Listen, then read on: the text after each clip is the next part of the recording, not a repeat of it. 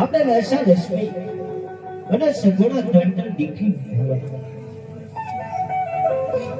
તો કઈ રીતે આપણે વાજે કે મનાત કરી શકો તમે સમજા નહીં. દીકરી એ તો પારકા ઘરની આશ કહેવાય. એને જો આજે પરિણામે તો કાલ પોતાને સાસરે ચાલી જાય. અને સત્ય જો પાછળથી એકાદ પુત્ર હોય તો રાજનું રાજ સંભાળશે, નહીતર આપણે ગયા પછી રાજને હંમેશા માટે તારક હોય છે. તમારી વાત કેવી પણ સત્ય છે.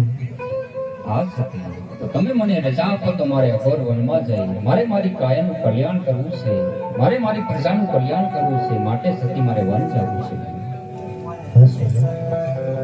તમારે વનમાં જવું હોય તો મારી કોઈ પણ અત્યારે આપણી દીકરી સગુણ 16 વર્ષની ઉંમરના થઈ છે તો તેના સખ્ય કરે અને સુખથી વધારો બના.